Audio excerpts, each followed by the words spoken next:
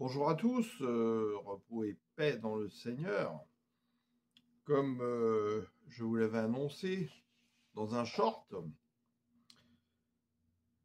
l'exhortation que je vais faire aujourd'hui est une exhortation que j'espère que vous pourrez partager au plus grand nombre, y compris les gens qui ne croient pas en Dieu, y compris à des frères et sœurs que vous pourriez connaître, qui seraient encore musulmans, juifs dans la chair, bouddhistes, tout ce que vous voulez.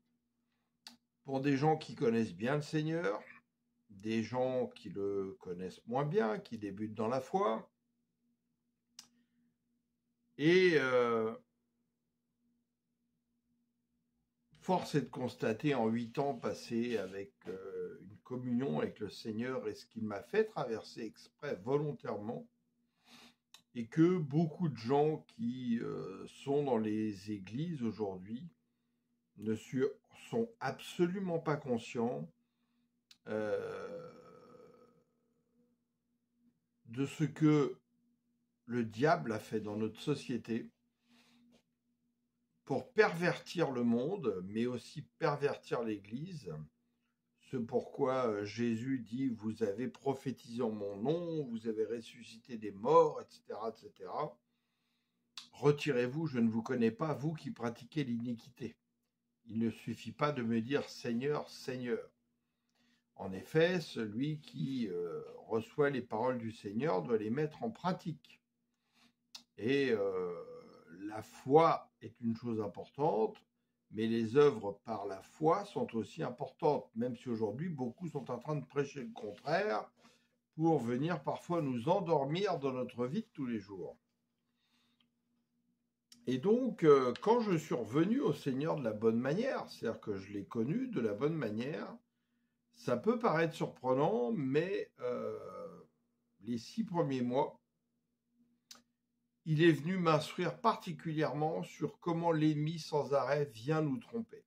Et il m'a dit, avec toute la foi du monde, si tu ne connais pas les méthodes de l'ennemi, qui sont en fait toujours les mêmes, mais qui s'opèrent de façon différente, tu tomberas dans les filets de l'oiseur. Donc c'est très important. Et c'est toute l'histoire en fait du cœur partagé des hommes qui connaissent pourtant Dieu et qui ont une partie de leur cœur vers Dieu et une partie de leur cœur tournée vers le monde.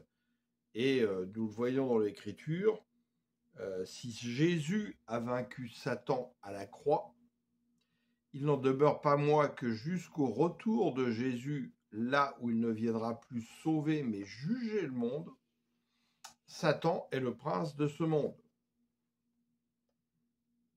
C'est pourquoi l'Écriture dit « n'aimez pas le monde ».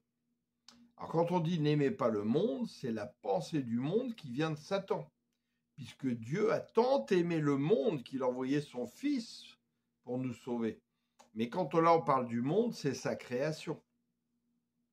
Il ne faut pas devenir non plus les adorateurs de la création. Ce n'est pas le but. Nous admirons l'œuvre du Seigneur, mais seul le Seigneur, celui qui a créé les choses, doit être adoré. Alors nous allons parler de tout ça et j'espère que cela va vous intéresser, que vous allez faire vos recherches par vous-même et que vous prendrez conscience que l'intérêt de tout cela, c'est le salut de notre âme, car nous sommes faits esprit, âme et corps. Le corps peut communiquer avec l'âme et l'âme avec le corps. L'âme peut communiquer avec l'esprit et l'esprit avec l'âme, mais pas l'esprit avec le corps, ni le corps avec l'esprit. Donc l'âme est au milieu, c'est très important. Alors beaucoup de gens qui n'ont jamais lu la Bible s'en font tout un monde, alors qu'en fait, c'est pas très compliqué à lire, hein. Et plus en plus vous allez connaître le Seigneur, plus le Saint-Esprit va éclairer la parole. Et la Bible n'est pas un livre qu'on lit une fois. Parfois, des gens disent « Ah oui, la Bible, je l'ai lue. Je l'ai lue il y a 20 ans. » Ben oui, mais ça ne sert à rien. La Bible est une nourriture spirituelle. Donc, il faut la lire régulièrement. Elle nous renouvelle l'esprit. Et en renouvelant notre esprit, elle guérit notre âme.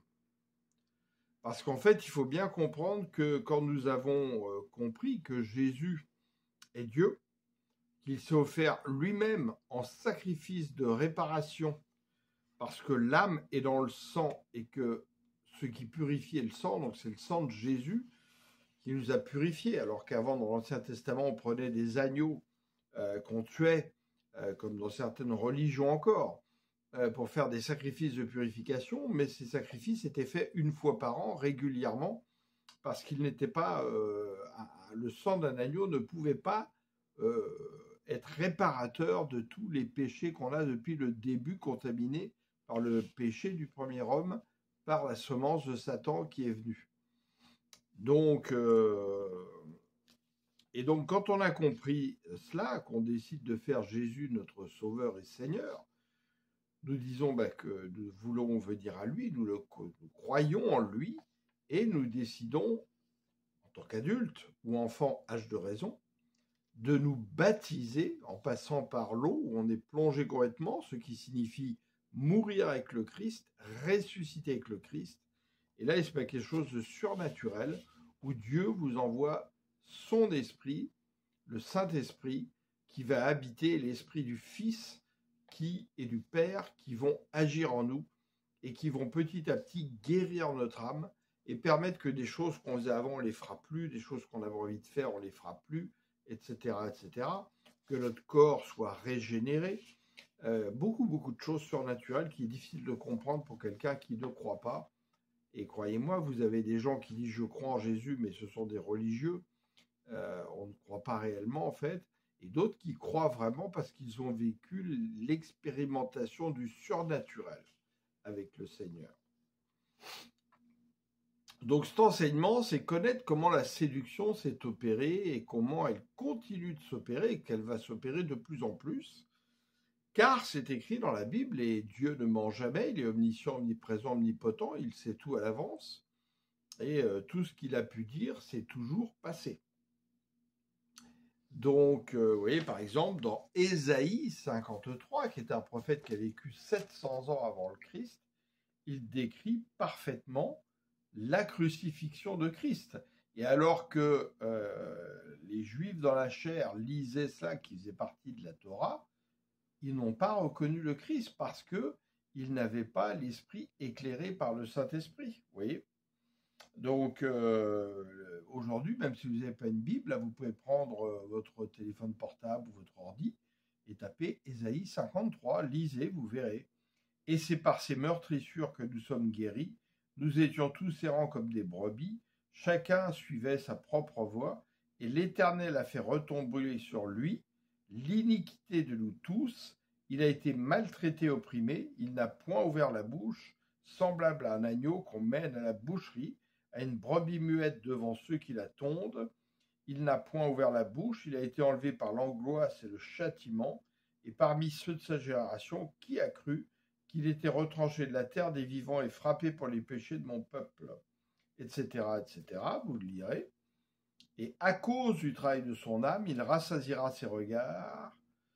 Par sa connaissance, mon serviteur le juste, donc Christ, justifiera beaucoup d'hommes, donc les rendra justes, et il se chargera de leur iniquité. C'est pourquoi je lui donnerai sa part avec les grands, il partagera le bulletin avec les puissants, parce qu'il s'est livré lui-même à la mort, et qu'il a été mis au nombre des malfaiteurs, parce qu'il a porté les péchés de beaucoup d'hommes, et qu'il a intercédé pour les coupables. Donc vous voyez, 700 ans avant, les prophètes nous annonçaient ce qui se passait, et ça continue. Beaucoup de choses sont annoncées dans la Bible que nous voyons devant les yeux tous les jours. Certains les reconnaissent, d'autres non. Alors en Matthieu 7, par exemple, on lit une chose très importante. Verset 12, « Faites pour les autres tout ce que vous voudriez qu'ils fassent pour vous, car c'est là tout l'enseignement de la loi et des prophètes. Entrez par la porte étroite. En effet, large est la porte et facile la route qui mène à la perdition. Nombreux ceux qui s'y engagent. » Romains 12,2 dit « Ne vous laissez pas modeler par le monde actuel, ou aussi ne vivez pas selon le conformisme du monde, mais laissez-vous transformer par le renouvellement de votre pensée, donc par le Saint-Esprit, pour pouvoir discerner la volonté de Dieu, ce qui est bon, ce qui lui plaît, ce qui est parfait. » Donc le sentiment d'appartenir au plus grand nombre, c'est l'un des plus grands dangers pour l'humain. Ça le rassure, c'est pour ça qu'il rentre dans des clubs, dans des loges, dans des sectes, dans des religions, dans tout ce que vous voulez. Et c'est le premier des plus grands dangers qu'il faut. Surtout pas. Nous sommes unis en Christ et on n'a pas besoin de faire partie de groupes d'hommes. Tous ceux qui sont dans le Christ représentent une seule chose liée par des liens spirituels invisibles. Il n'y a pas besoin forcément que ça porte un nom, que c'est une institution, que c'est un bâtiment. Dieu n'est pas dans toutes ces choses. Il continue au verset 14, « Mais étroite est la porte, et difficile le sentier qui mène à la vie. » Là, on parle de la vie éternelle, c'est-à-dire la vie éternelle de votre âme qui ne mourra jamais. Elle ne connaîtra pas la seconde mort, quand votre corps physique va mourir. Elle attendra justement la résurrection quand Christ va venir. Qu'ils sont peu nombreux ceux qui les trouvent, gardez-vous des faux prophètes. Lorsqu'ils vous abordent, ils se donnent l'apparence d'agneaux, mais en réalité ce sont des loups féroces. Là, on parle aussi bien de personnes dans les églises qui viennent tromper les gens, et Dieu sait qu'on en a aujourd'hui, et on en a toujours eu d'ailleurs, mais aussi des politiciens, des intellectuels, des philosophes, de certains spirituels dont la spiritualité n'est pas divine, mais luciférienne, les théoriciens. Et la liste est longue. Ne mettez pas votre confiance dans les grands, mais dans l'Éternel. L'Éternel est le Père, le Fils et le Saint-Esprit. C'est une divinité plurielle avec plusieurs fonctions, dont nous faisons partie quand nous vivons par la foi. Parce que le croyant par la foi est un et un avec l'Éternel. Donc vous pouvez lire ensuite la suite jusqu'au verset 27 par exemple. Et donc nous allons commencer un petit peu les explications et puis parfois citer la parole. Nous voyons là que Jésus parle d'un chemin à suivre. Où il y a un chemin, il y a souvent une carte dans la vie, avec des panneaux indicateurs, etc., qui nous indiquent le bon chemin à prendre, et là où nous devons aller. Mais parfois, il peut aussi y avoir des mauvais panneaux indicateurs. Et justement, le diable, qu'on appelle aussi Satan, Lucifer, qui était l'ange de lumière, l'ange préféré de Dieu, qui était le porteur de la louange et qui a chuté à cause de la rébellion avec un tiers des anges, et qui a été précipité sur terre, envoie justement des faux panneaux indicateurs. Qu'est-ce qui nous permet de reconnaître ces panneaux indicateurs ? Quand nous sommes renouvelés dans nos pensées par la pensée du Seigneur à l'aide du Saint-Esprit. Alors, première question à se poser, c'est de savoir où nous voulons aller et quelles en sont les conséquences. Est-ce qu'on veut adorer tout ce qui est dans ce monde, sachant que qui que vous soyez un Bill Gates, un Elon Musk ou un clochard, vous allez finir mort dans un sac plastique à la morgue et dans un cercueil ou incinéré, peu importe. Ce que je veux dire, c'est que vous finirez avec rien, vous ne partirez pas avec vos millions, vous ne partirez pas avec votre Ferrari, avec vos vêtements, avec tout ce que vous avez adoré dans le monde. C'est vanité les vanités. Par contre, si vous avez Christ, si votre âme est attachée à Christ, là vous partez riche et avec beaucoup de choses, car vous ne connaîtrez pas la mort de l'âme. Donc aujourd'hui, majoritairement, les gens ne savent plus circuler sans un GPS, vous l'avez remarqué, parce que c'est le conformisme. Et donc tout le monde utilisant le même GPS qui est le même programme passe par la même route. C'est pour ça qu'on voit des routes qui sont vraiment chargées aujourd'hui, en particulier les autoroutes et les grandes routes, et que sur les petites routes, il n'y a plus personne. Moi, j'ai fait l'expérience, quand je pars en vacances, je passe par les petites routes, je suis tranquille, personne, je prends un peu plus de temps, mais c'est pas grave, et puis je me promène, je vois des choses, je peux m'arrêter dans un bon restaurant si j'ai envie de manger, m'asseoir au bord d'un ruisseau, alors que sur l'autoroute, à part des rails de sécurité, des stations-service et les mêmes restaurants qui vous vendent du poison, et puis le stress et les bouchons et les risques d'accident encore plus élevés, c'est tout ce qui m'emmène. Donc en fait, avant, il y avait des cartes géographiques, ce qui nous permettait en fait de choisir un peu notre itinéraire. On ne passait pas tous par les mêmes chemins. Et il y a toujours ce choix. Hein. Moi, mon fils, je lui ai appris à ça et il sait se servir d'une carte géographique. Il ne passe pas forcément par le GPS. Donc, la Bible, qui a été écrite par les hommes, mais sous l'inspiration du Saint-Esprit, donc des gens qui servaient Dieu, est aussi une carte et un livre qui raconte l'histoire des hommes avec Dieu, son créateur, les alliances faites par Dieu avec les hommes et malheureusement la désobéissance constante, la rébellion, le cœur partagé des hommes. Mais c'est une carte très utile. Donc Satan, le diable, est le tentateur qui vient toujours de façon subtile et déguisée nous perdre, nous les hommes, et nous séduire par ce qui fonctionne toujours. L'orgueil, la convoitise, la vanité. Aujourd'hui, plus encore, avec les apparences, briller par des superflus, du luxe, emmène beaucoup à se perdre et à oublier en fait ce qu'ils sont réellement, ce qu'ils devraient être, et élever aussi leurs enfants pour leur inculquer des vraies valeurs plutôt que les enfants s'élèvent par les réseaux sociaux où malheureusement, là, waouh, la voix du diable se fait entendre de partout, par les influenceurs, par des faux prophètes, des journalistes menteurs, et j'en passe, la liste est tellement longue. Alors regardez par exemple, on prend l'exemple, le sapin de Noël. Il brille de mille feux à Noël, il est l'objet de nos regards, dans la maison, il parfume, tout ça. Je ne suis pas en train de vous dire qu'on se prosterne à ses pieds pour l'adorer. Et pourtant, cela ne va pas durer pour lui. Pourquoi? Parce qu'il est déjà mort, le sapin, mais il ne le sait pas encore. Il a été déraciné, coupé de la source qui lui donne la vie, la terre qui est la mère nourricière. Donc il va finir son chemin comment? Sur le bord de la route, ramassé par un camion poubelle. Et il va être brûlé, incinéré, tout ce qu'on veut. Si vous ne connaissez pas Jésus, qui a déclaré, et c'est la vérité, car Jésus est la vérité, nul ne va au Père que par moi. Je suis le chemin, la vérité et la vie. Eh bien, vous finirez comme le sapin. Même si vous avez brillé toute votre vie devant les hommes. Même si on vous a adoré et adulé. Alors, nous voulons beaucoup aujourd'hui briller par nos vêtements, nos voitures, nos maisons, notre train de vie, nos voyages, notre position sociale.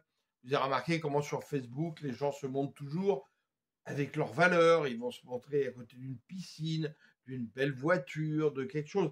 Ils ne vont pas se montrer quand ils se lèvent le matin, qu'ils vont aux toilettes ou qu'ils sont tout ébouriffés. Non. C'est briller, briller. On nourrit l'ego. C'est pas pour rien. Celui qui a créé Facebook, Zuckerberg, il sert Satan. Oui. Et on veut briller, tout ça, etc., mais on est déjà mort. Parce qu'on est coupé de la source de vie qui est le Christ, Jésus. Et on ira à la seconde mort, la mort de l'âme, et on finira au feu. Et quand vous savez que toutes les souffrances que vous pouvez vivre, ou les joies, c'est l'âme qui les procure, parce que l'âme est un buvard, et elle reçoit toutes ces choses de l'émotionnel. Voyez parfois comment vous souffrez pour des choses.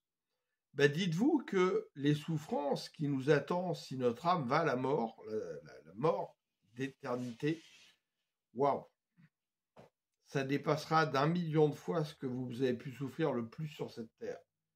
On peut le souhaiter à personne.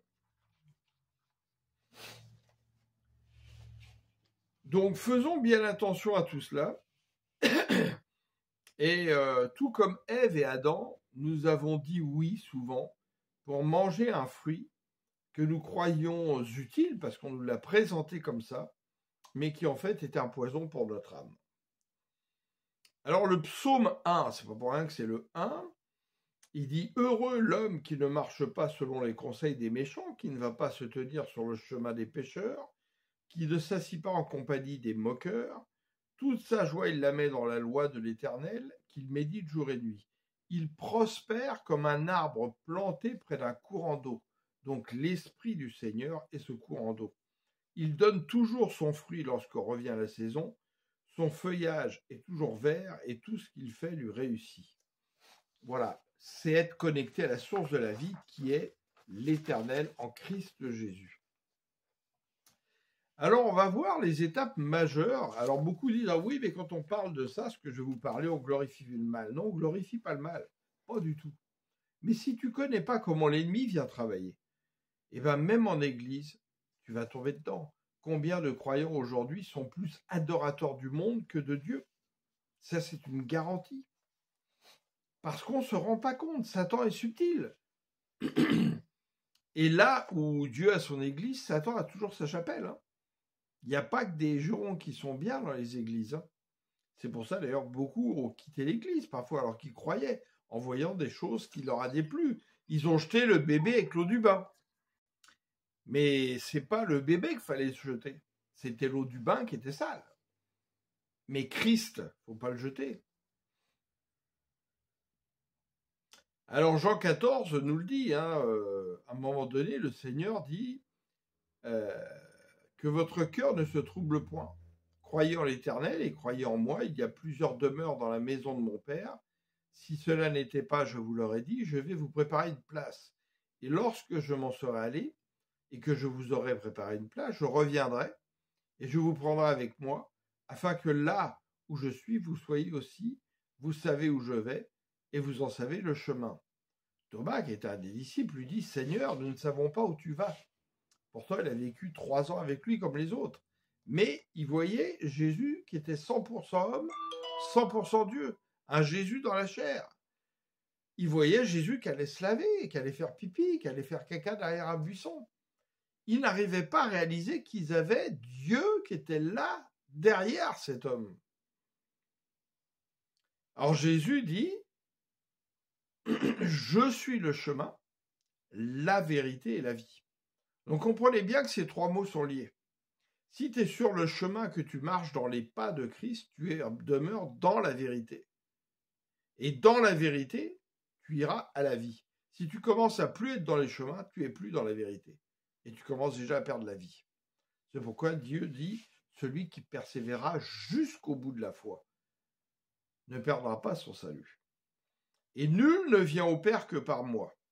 Si vous me connaissiez, vous voyez, vous connaîtriez aussi mon Père, et dès maintenant vous le connaissez, vous l'avez vu, parce qu'en fait vous avez vu Jésus, et Jésus est un avec le Père.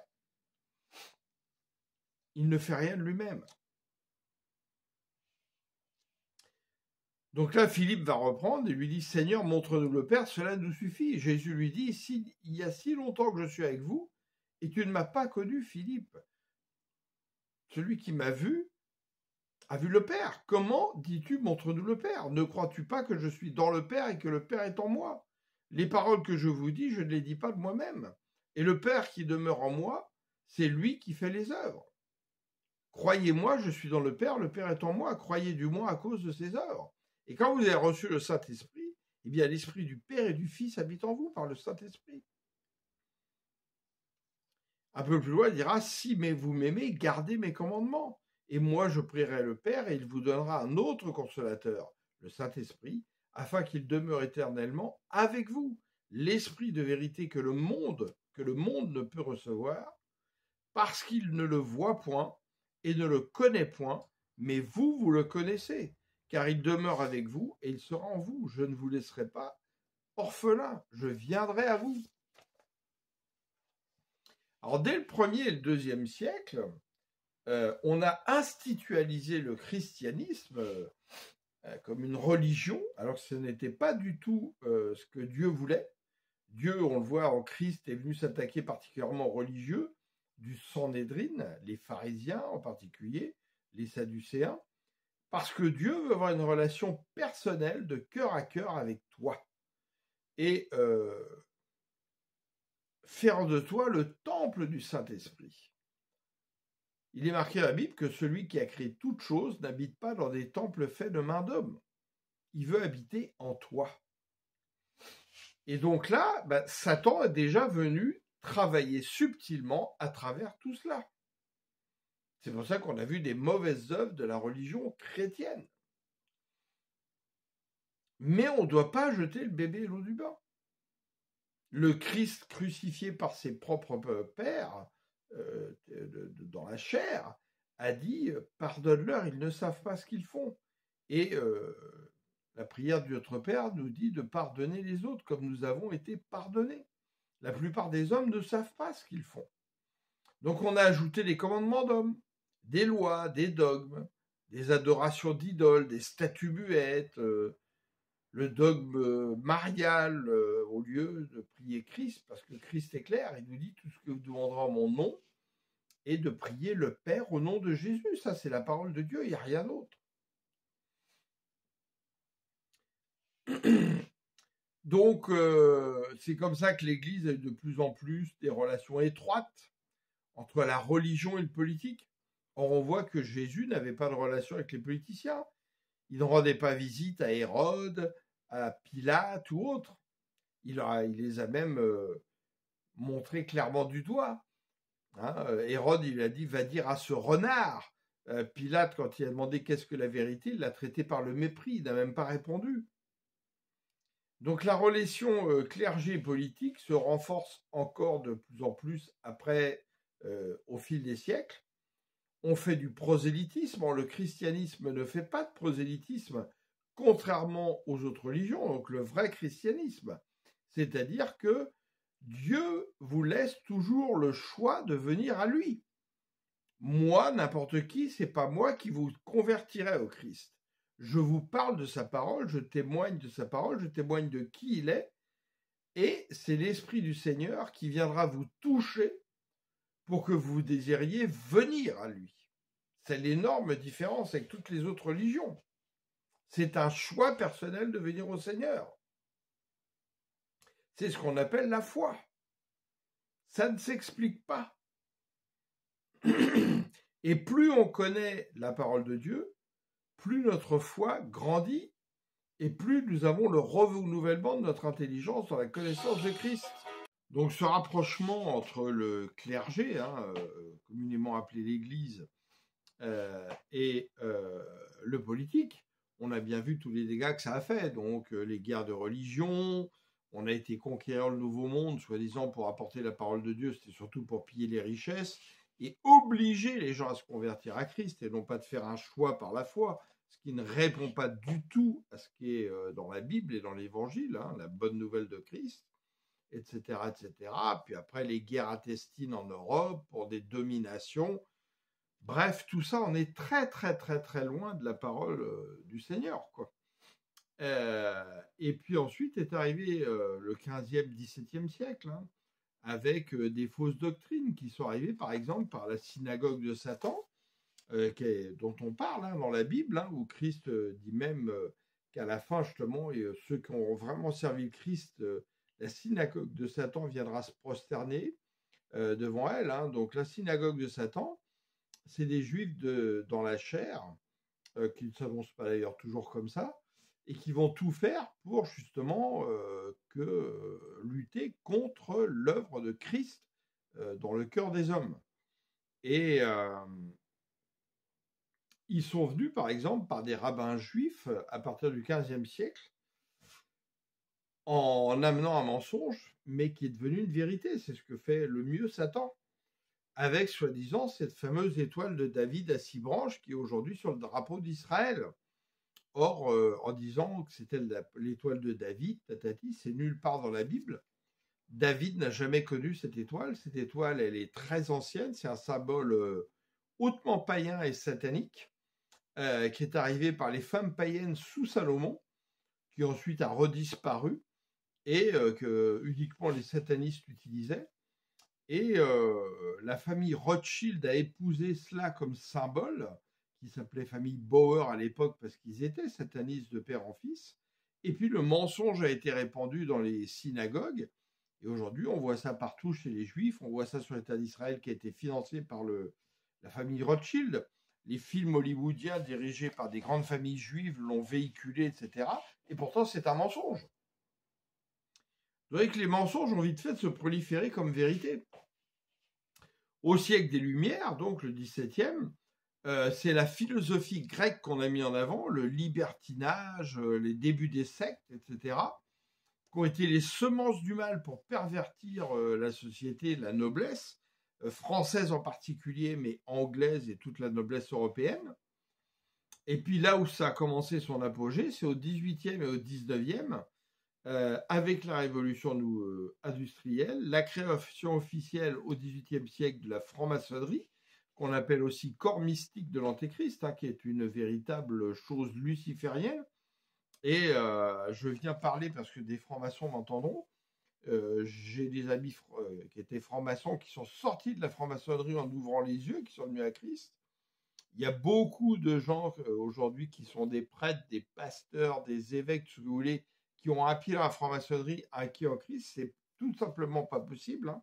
Donc Dieu ne les connaîtra pas. Il faut que ça soit clair dans votre tête si vous ne sortez pas de là.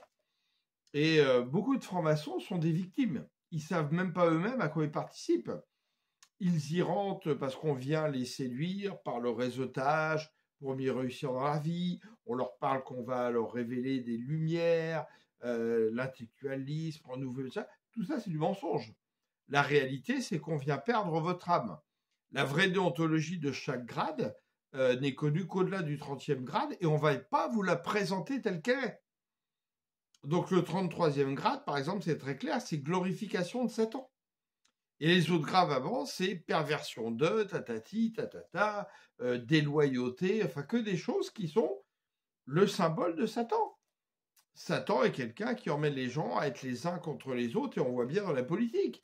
Tous unis, tous francs-maçons, mais à se déchiqueter sans arrêt.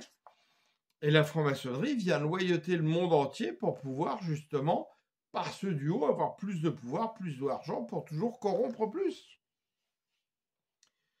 Donc, la franc-maçonnerie est née en Écosse, hein, en 1721. Avant, il y avait eu la Révolution anglaise, qui était inspirée par Satan également. Et puis, on a apporté la franc-maçonnerie qui s'est fédérée avec les Illuminati de Bavière, qui étaient interdits, qui étaient encore pire qu'eux. Et en 1725, on est venu pervertir la noblesse franc-maçonne, dont le duc d'Orléans, donc le régent du roi, était le grand maître franc-maçon. Et puis, et la Révolution française de 1789 n'est pas du tout ce qu'on nous marque dans les livres d'histoire. Les livres d'histoire sont remplis de mensonges parce qu'ils sont écrits, commandités par des francs-maçons, comme souvent les programmes scolaires. Et 1789, et on va en parler après, est officiellement la naissance du nouvel ordre mondial. C'est-à-dire l'ordre contre l'ancien ordre de Dieu. Alors après, avant justement, il y a eu 1776, hein, la Révolution américaine, qui va dans le même sens, qui a été fait d'ailleurs par Benjamin Franklin, qui était aussi à Paris pour rédiger la Constitution, qui a des rapports avec la Constitution française. La colonisation du Nouveau Monde, qui a permis justement dans un Nouveau Monde de pouvoir voir comment on allait mettre en fait toutes les graines du nouvel ordre mondial pour qu'ensuite elles se répandent dans le monde entier. On va voir ça plus tard. Tout ça, c'est l'œuvre des mêmes cerveaux diaboliques.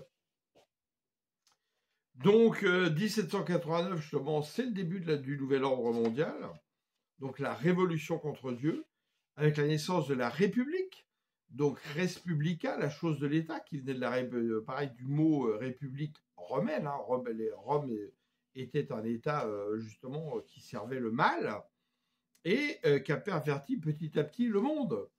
Et res publica, chose de l'État, c'est pour nous amener à un État providentiel, au lieu avant du Dieu providentiel auquel les gens s'attachaient. Vous voyez comment c'est subtil, hein, à chaque fois. Et aujourd'hui, 98% des pays sont des républiques. Vous voyez comment le mal se répand sans qu'on s'en rende compte. Sans qu'on s'en rende compte. Donc, il faut bien en parler pour réveiller les gens à un moment donné. Ensuite, la franc-maçonnerie a créé des bébés pour agir dans la société, justement, et emmener les gens vers l'athéisme obligatoire et le renforcement de la République, par le socialisme, dont la plupart étaient des juifs dans la chair, les pères du socialisme, le communisme, la même chose, la plupart étaient des juifs dans la chair. Attention, je ne suis pas en train de faire de l'antisémitisme, hein.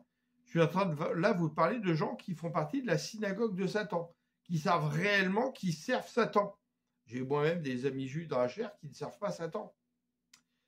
Cela même, ensuite avec le nazisme, où beaucoup du nazisme étaient aussi des juifs dans la chair, et qui s'en sont pris aux Juifs dans la chair, vous voyez, parce que Satan n'a aucun mal à venir, je dirais, se nourrir du sang des hommes. Nous, on se nourrit du sang du Christ. Eux, Satan se nourrit du sang des hommes. Et c'est des Juifs qui ont organisé, des Juifs, écoutez bien, oui, c'est des Juifs dans la chair qui ont organisé, malheureusement, la Shoah, cette monstruosité. C'est terrible, c'est terrible. Ça nous fend le cœur d'entendre des choses pareilles. Et tout ça pour amener petit à petit à un athéisme obligatoire, comme une religion. L'athéisme est devenu une religion.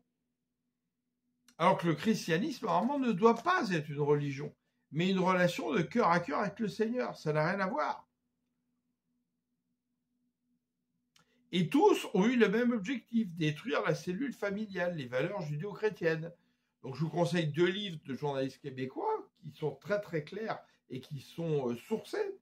C'est Le corps mystique de l'Antéchrist, ça fait 40 pages, Serge Monast, et Le corps mystique de l'Antéchrist de René Bergeron, par exemple. Vous pouvez lire aussi La Révolution française et la franc-maçonnerie de, comment il s'appelle, Maurice Telmer, T-A-Y-L-M-E-R. Très intéressant tous ces livres-là.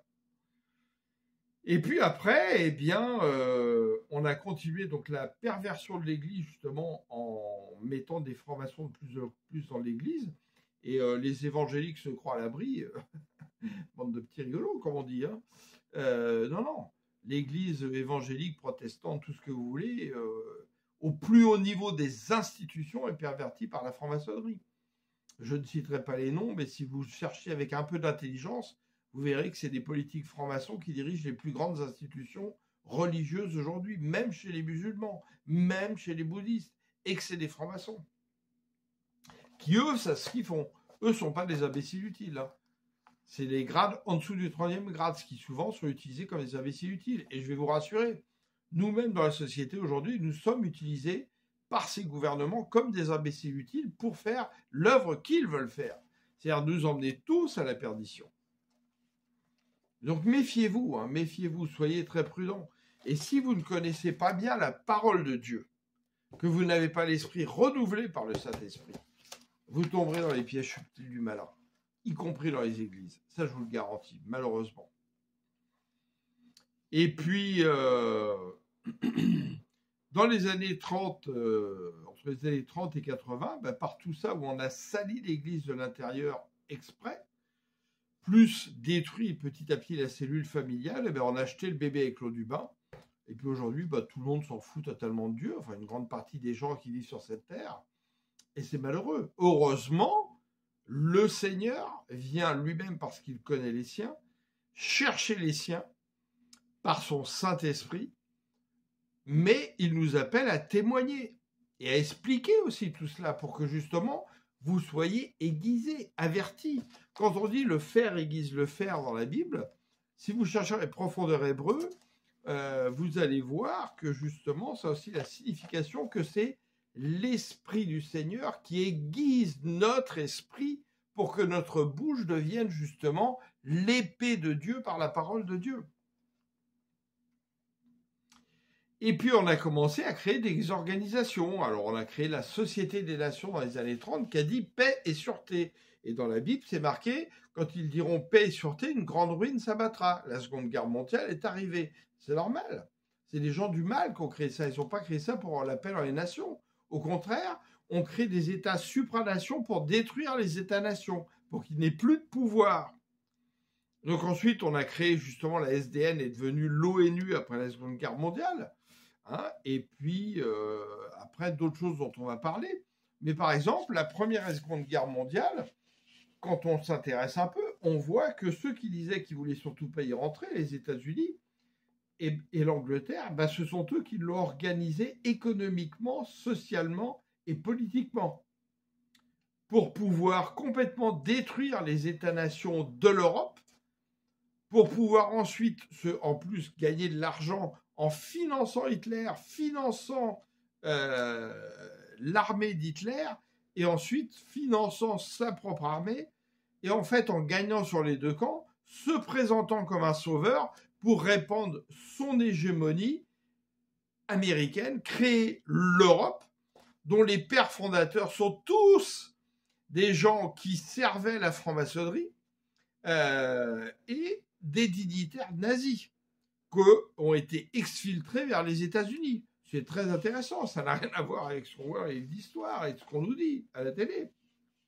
Et on a créé ensuite le FMI, le GATT, l'ONU, l'OMS, tous ces mouvements, le Club Bilderberg en 54, la Trilatérale en 73. Tout ça, c'est dirigé par des sataniques. On fait les réunions de Davos, tout ça, c'est des trucs, des œuvres sataniques. Pour nous rendre des esclaves dans ce monde. C'est le principe des révolutions sous faux drapeau. Alors, tout ça, c'est une manne financière énorme pour avoir plus de pouvoir de destruction des États-nations du continent européen et aujourd'hui perdre de plus en plus les pays, en fait. Tous les pays. Et quand on vous présente des pays comme l'axe du mal, souvent, c'est des pays parce que, justement, ils ne sont pas encore sous le contrôle, justement, de ces États supranations. Et on voit comment l'hégémonisme et les valeurs américaines se sont répandues dans le monde. En fait, dans la Bible, elle est la vraie Babylone moderne qui a répandu le vin de sa prostitution et qui va chuter. Le Seigneur me l'a révélé. Vous le voyez dans l'Apocalypse à la fin. Donc le capital, l'argent devient roi, le consumérisme fou, la société des loisirs, la liberté sexuelle, toutes les choses qui détruisent les valeurs familiales, votre âme, les valeurs judéo-chrétiennes. C'est une œuvre satanique. Et ce qu'on appelle les 30 glorieuses, les années les plus riches financières, où on était dans un bonheur économique, les années 50, 60, 70 après la guerre. Et j'ai été, croyez-moi, un adorateur, et je dis bien un adorateur, j'en ai mangé des 30 glorieuses. Je vous explique même pas. Et en fait, c'était le plus grand piège de Satan. Et ça, c'est très, très bien expliqué dans les protocoles de Toronto, dans la réunion de 67, dont on a eu le rapport exact dedans. Et dans le rapport de 85, on vous explique ensuite ce qui est venu. C'est-à-dire où là, alors que depuis les années de la Seconde Guerre, on a fait monter le pouvoir d'achat, les classes supérieures, on nous a amené à vouloir consommer toujours davantage, avoir plus de loisirs, etc. Que tout ça devienne en fait un absolu. Et dans les années 80, on a créé des systèmes économiques de crise permanente pour nous mettre dans les besoins financiers et avoir moins d'argent, réduire au contraire les classes moyennes supérieures, que les riches ne payent plus d'impôts, les pauvres ne payent pas, mais que tout soit supporté par la classe moyenne supérieure qui devient pauvre.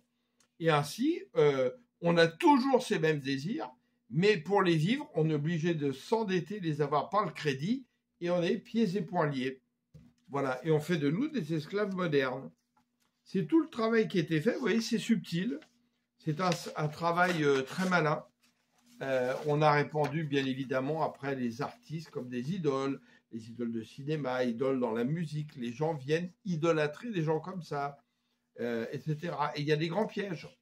Et aujourd'hui, par exemple, dans les églises, un pasteur québécois en a parlé très savamment, particulièrement les églises évangéliques, on a amené tous les codes du monde dans l'église, où en fait l'adoration est devenue un spectacle, un concert, comme si vous alliez à Bercy, dans un stadium aux États-Unis pour voir des vedettes, etc. Et en fait, on n'est plus là pour adorer Dieu, mais on est là pour adorer l'adoration. Parce qu'on oublie que Lucifer était le prince de l'adoration. Il connaît ça par cœur, attention. Alors méfiez-vous. Et on voit des grands concerts aujourd'hui où on chante, soi-disant, des chants pour rendre gloire à Christ. Si vous enlevez le son, vous mettez que les images, vous ne faites pas la différence avec un concert dans un pop, rock, hard rock, dans un grand stadium. C'est la même chose, tous les codes y sont. Les fumigènes, les spotlights, du bruit qui vous donne mal à la tête, etc. La louange, c'est pas comme ça que ça se fait, je suis désolé de vous le dire. Donc, vous voyez comment le malin vient, mais vraiment subtilement. Et ça va être de pire en pire, parce que c'est dans la Bible. Si vous connaissez votre Bible, l'Apocalypse ne vous dit pas que tout va finir merveilleusement, Non, il va y avoir des choses qui vont être terribles, des tribulations terribles.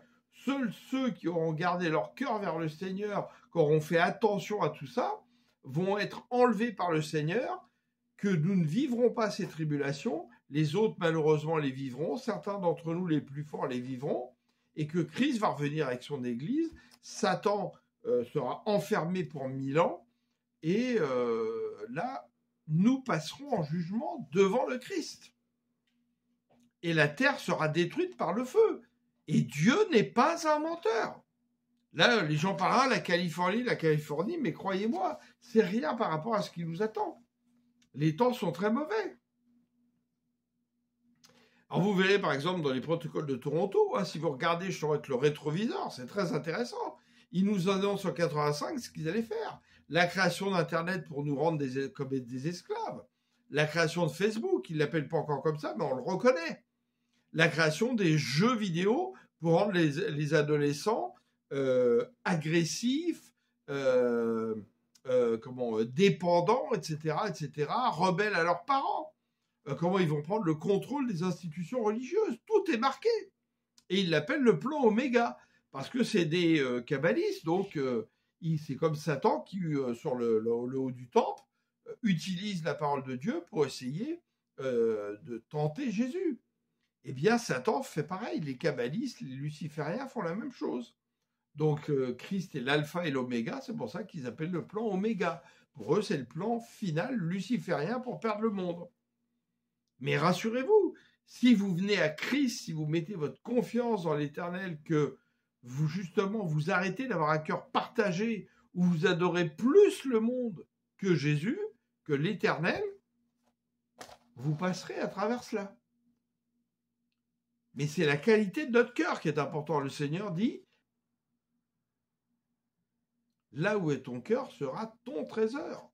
Est-ce que ton cœur est tourné vers Dieu, en Christ ou pas?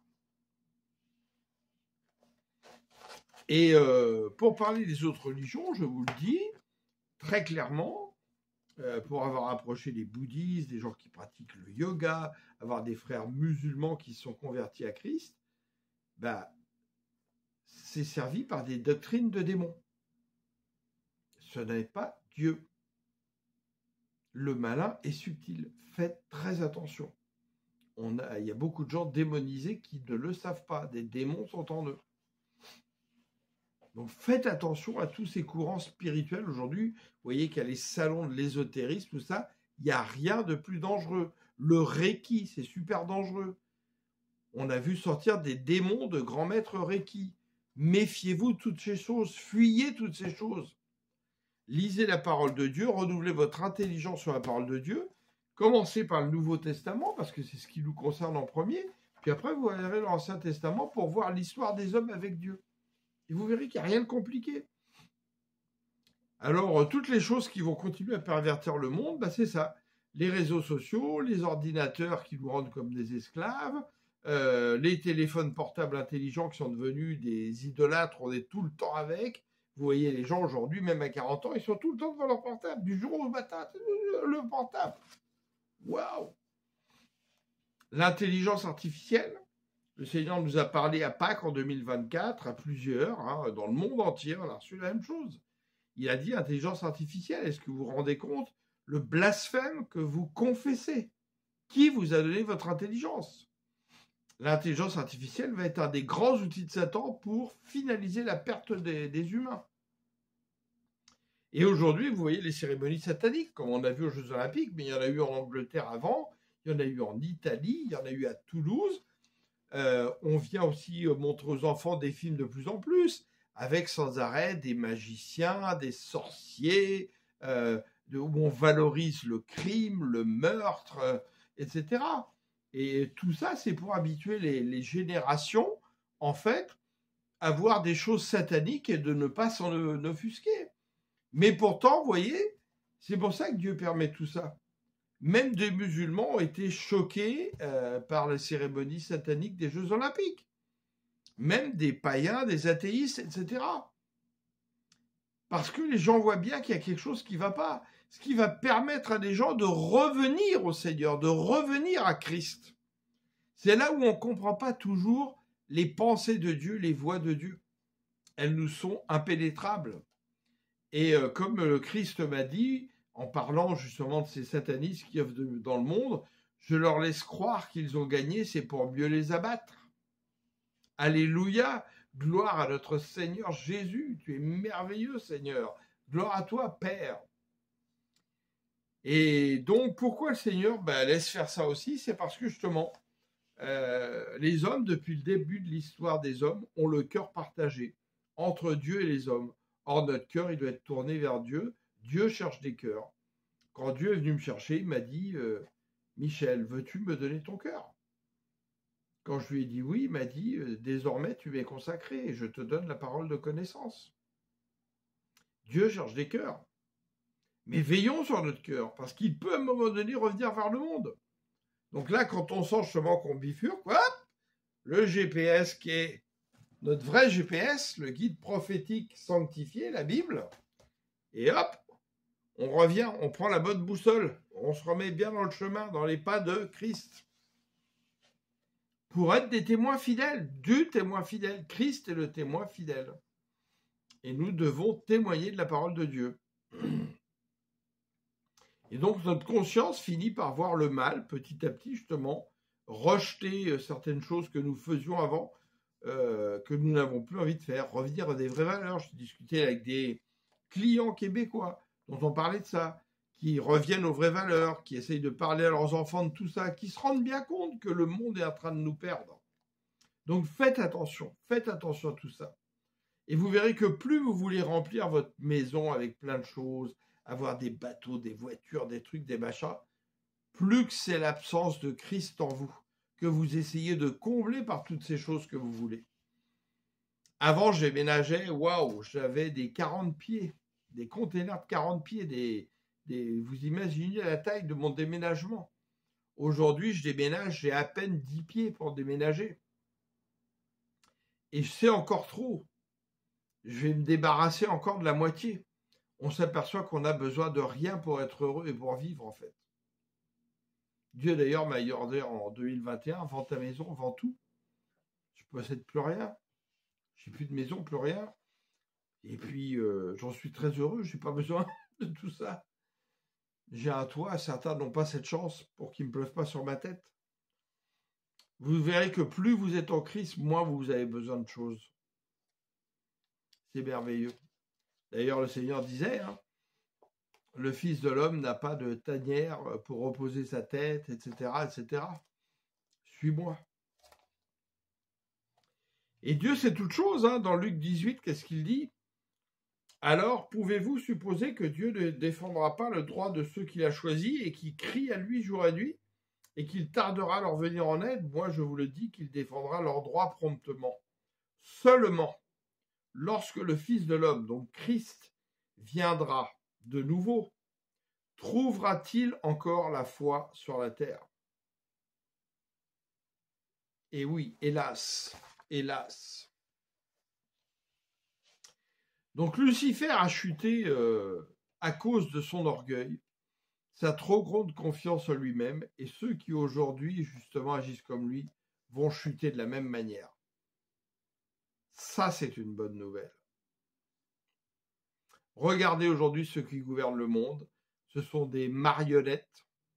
Vous avez les journalistes qui sont de marionnettes devant les écrans, on tire les fils et puis ils parlent à dire que des mensonges. C'est plus des journalistes qui vont comparer les sources, non. C'est les gens qui disent un texte de mensonge, ils sont payés pour ça, très cher. Les politiciens, pareil. Mais ceux qui gouvernent le monde, eux, ils sont dans les lieux obscurs. On ne connaît pas forcément tous leurs noms.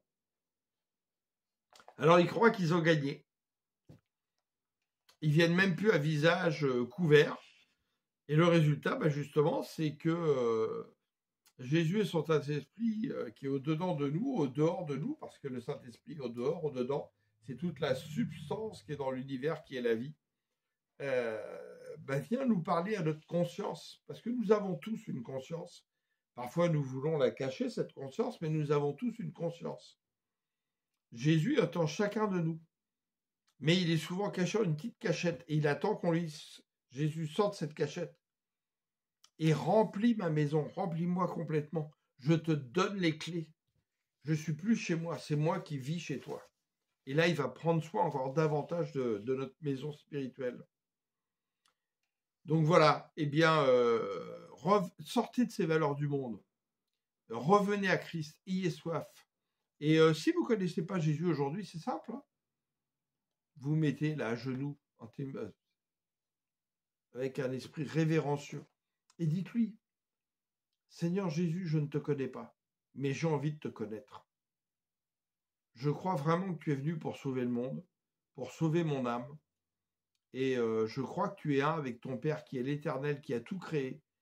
Je veux vraiment t'appartenir, je veux vraiment te servir, témoigner de ta parole, connaître ta parole. Renouvelle-moi, soigne-moi, guéris mon âme, purifie mon cœur, montre-moi le chemin. Ça ne se fera pas immédiatement comme un clin d'œil, mais les choses vont se faire petit à petit, mais vous allez voir des choses. Et puis, à un moment donné, venez au baptême, c'est très important. Si vous ne venez pas au baptême, c'est pas possible, la parole le déclare. Parce qu'il faut renaître d'en haut, par l'Esprit du Seigneur.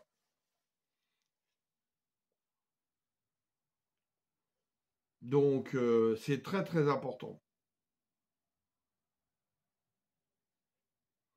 Et lisez, même que vous êtes croyant ou pas croyant, la parabole du semeur. Vous verrez justement comment on parle des cœurs partagés. Vous verrez, et on voit par exemple, à partir du verset 22, Matthieu 13, un autre encore a reçu la semence de Dieu, donc sa parole, parmi les ronces. C'est celui qui écoute la parole, mais en qui elle ne porte pas fruit, parce qu'elle est étouffée par les soucis de ce monde et par l'attrait trompeur des richesses. Et l'attrait trompeur des richesses. Enfin, un autre a reçu la semence dans de la bonne terre, c'est-à-dire que son cœur a été travaillé, labouré par Dieu. C'est celui qui écoute la parole et la comprend. Alors il porte du fruit. Vous voyez ? Et donc toutes ces choses-là, c'est pas compliqué à lire. Vous pouvez lire Matthieu 4 aussi, du verset 1 au verset 11, très important. Et vous voyez comment Satan vient essayer de pervertir Christ quand il a été oint par son Père. Et c'est le Saint-Esprit lui-même qui va l'emmener pour qu'il soit tenté. Parce qu'il était 100% homme, 100% Dieu. Donc Dieu voulait être sûr qu'il allait bien mener la mission jusqu'au bout. Et on le voit dans Ésaïe, pareil, 7,14, donc 700 ans avant, où Ésaïe nous en parle. C'est pourquoi le Seigneur vous donnera lui-même un signe. Voici la jeune fille sera enceinte, on parle de Marie, et elle enfantera un fils. Elle lui donnera pour nom l'Emmanuel, Dieu est avec nous. Il mangera de la crème et du miel jusqu'à ce qu'il apprenne à rejeter le mal et à choisir le bien. Donc même Christ a dû apprendre à rejeter le mal et à choisir le bien. Dans Matthieu 4, vous le verrez, du verset 1 au verset 11. Et vous aussi, vous devez passer par là. Si Jésus est passé par là, Jésus vivant en vous, vous devez passer par là.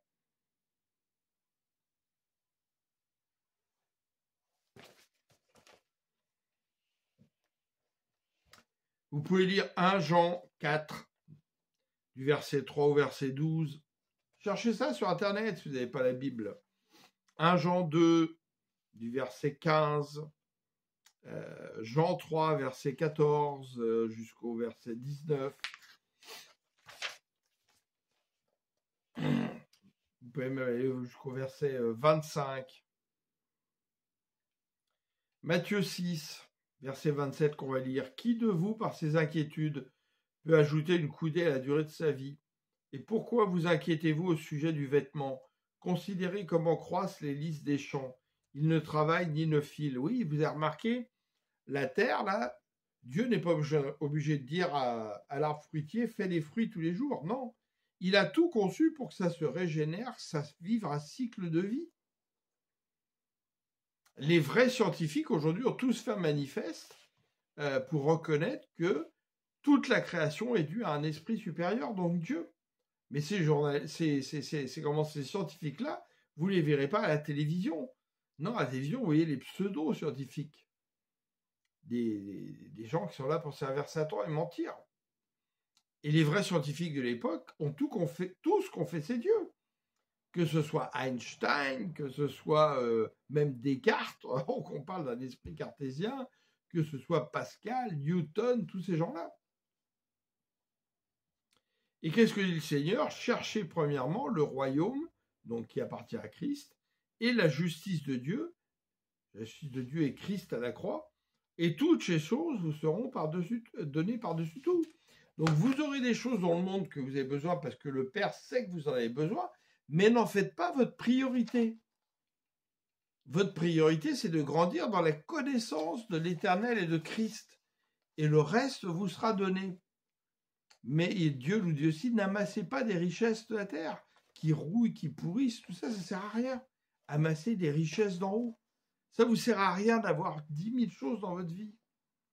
Je peux vous dire que quand vous commencez à vous libérer de toutes ces choses que vous aviez, comme je l'ai eu, vous avez l'impression que vous êtes de plus en plus léger, vous vous envolez.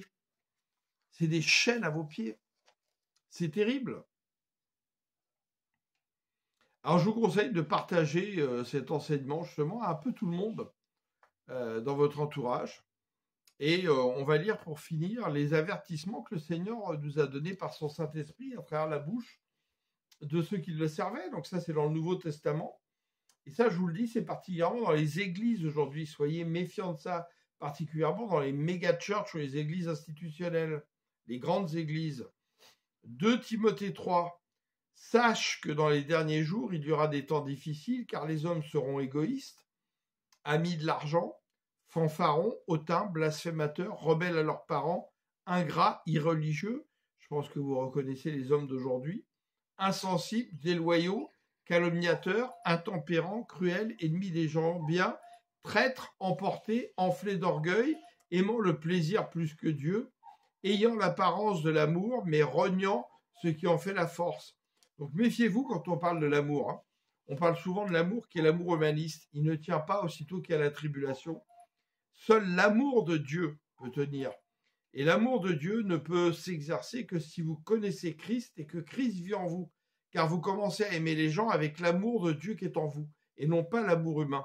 L'amour humaniste, c'est une grande sorcellerie qui va venir de plus en plus pour perdre les gens, où on va vous faire croire à l'amour, les religions qui s'unissent, mais tout ça pour justement rejeter le Christ et amener à aimer les gens, à aimer les gens et à aimer l'antéchrist. Faites très attention. 2 Timothée 4, verset 1.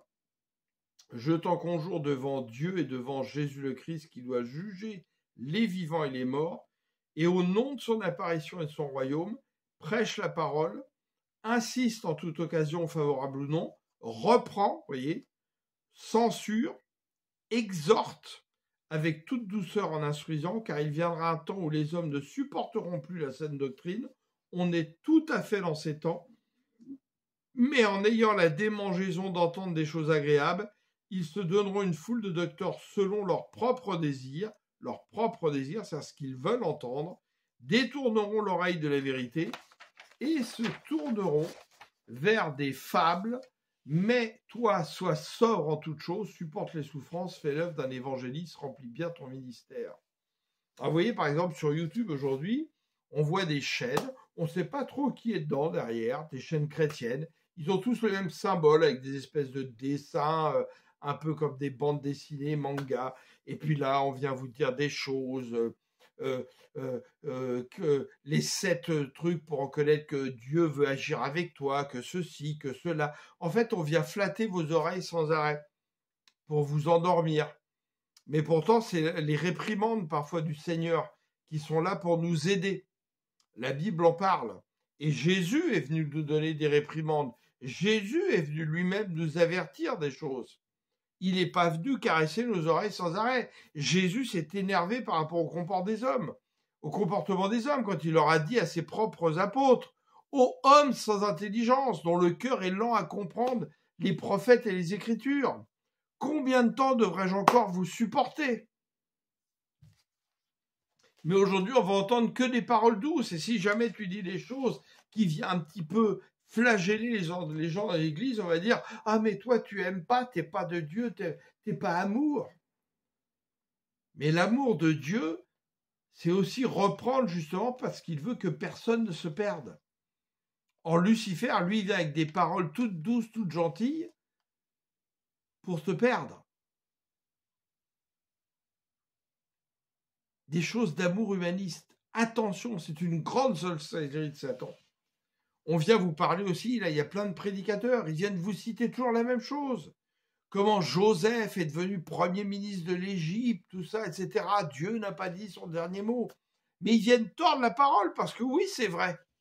Mais ils viennent tordre la parole pour te faire croire que toi, là, qui es smicard, qui travaille dans une usine de salaire minimum, etc., parce que tu dis la parole de Dieu, ça y est, tu vas devenir premier ministre du Canada ou de l'Afrique ou je ne sais quoi.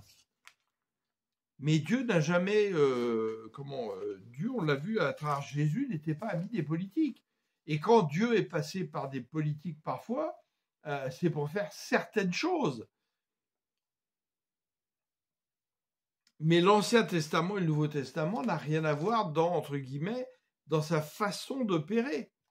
Parce qu'on voit bien justement que plus on va vers des niveaux élevés, plus on devient orgueilleux et plus on va s'éloigner de Dieu. Et tout ça, c'est pour nous caresser les oreilles, pour nous dire c'est bon, tout va bien, pas s'examiner nous-mêmes, pas regarder qu'en fait, on a le cœur beaucoup plus tourné vers le monde que vers Dieu. Et que nos priorités, c'est notre maison, notre voiture, nos vacances et tout ce qu'on veut, plutôt que d'aller aider les autres. Est-ce on prend plus de temps pour être bénévole, pour aider les gens? Est-ce qu'on va prendre du temps pour justement pouvoir aider des personnes, créer peut-être des associations? Il y a plein de choses à créer, là, le Seigneur me l'a dit dernièrement. Ça fera l'objet d'une autre exhortation, où on peut créer, vous allez voir, des choses très simples pour venir en aide au plus grand nombre. Il y a tellement de gens qui souffrent aujourd'hui, qui dorment dans les rues, qui n'ont pas à manger, qui meurent de froid dans les rues. Il y a tellement de choses encore à faire. Waouh. On a tellement à témoigner de la parole de Dieu aujourd'hui. 2 Corinthiens 11 vient nous prévenir aussi. C'est Paul de Tarse qui parle, Saint Paul pour les catholiques. Car j'ai pour vous un amour qui ne tolère aucun rival et qui vient de Dieu lui-même. Oui, parce que Dieu est un Dieu jaloux. On ne doit l'aimer que lui. Je vous ai en effet fiancé à un seul époux pour vous présenter au Christ comme une jeune fille pure. Car l'Église de Christ, son assemblée, sa récompense, est une vierge pure qui est en train d'être travaillée dans notre cœur. Et notre époux est le Christ quand il va venir nous chercher à la fin. C'est un mariage spirituel.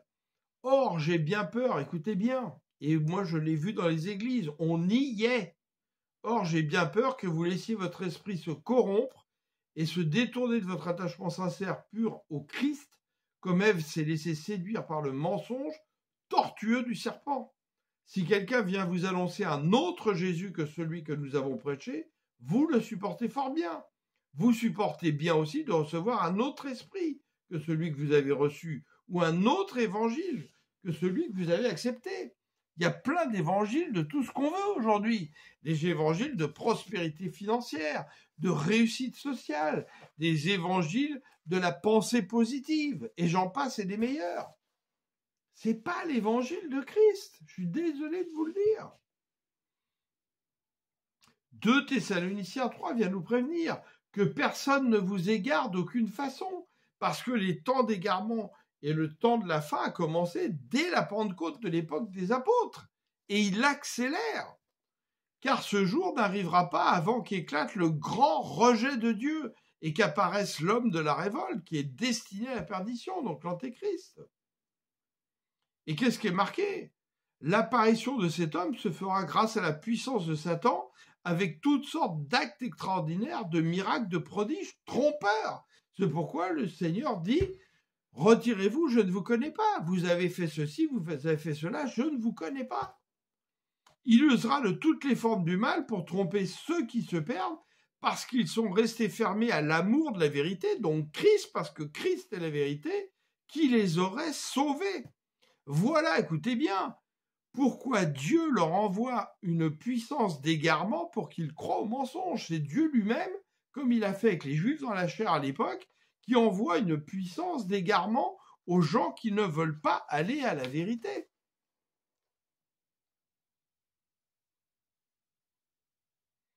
On voit aujourd'hui toutes ces chaînes de YouTube chrétiennes monétisées qui rapportent des millions d'euros à ceux qui ont ces chaînes monétisées. Je vous rappelle que notre chaîne n'est pas monétisée. Et où justement la pub fait comme dans la parabole du semeur. Satan vient arracher ce qui avait été semé avant. On vous parle sur ces chaînes de la guérison miraculeuse de Christ et paf, la pub va tomber. On va te parler de ta prostate qui est malade, de ton Alzheimer, de ceci, de prendre tel médicament et j'en passe et des meilleurs. Satan est en train d'arracher tout cela. Ça y est, c'est fini. Tu crois plus tout cela et tu commences à cliquer sur la pub pour acheter le médicament qu'on va te vendre très cher, qui te soignera pas en l'occurrence, et que tu auras toujours ta prostate et ton cancer et tout ceci. On vient prêcher le statut social, la richesse financière, la possession des choses. On tord la parole et son sens. C'est des robots même qui viennent parler, on le voit aujourd'hui. C'est même plus des humains qui parlent derrière ces chaînes chrétiennes, mais de l'intelligence artificielle, on le voit bien, ils disent n'importe quoi. La liste est tellement longue. Faites attention, mes frères et sœurs dans le Seigneur, faites attention. Ne mettez pas vos oreilles n'importe où, la Bible est claire. La foi vient de ce qu'on entend. Et ce qu'on entend vient de la parole de Dieu. Est-ce que c'est la parole de Dieu ou la parole tordue de Dieu par Satan? Comme Jésus a entendu la parole tordue par Satan au haut du temple. Mais lui, il a dit aussi, oui, mais il est aussi écrit que. Parce que lui connaissait encore mieux la parole de Dieu que Lucifer. Alors Seigneur, je te prie, oui Père, au nom de Jésus, par la puissance de ton Saint-Esprit, dans ces temps extrêmement mauvais, répands ton Saint-Esprit dans le monde, Seigneur. Ne nous retire pas ton Saint-Esprit.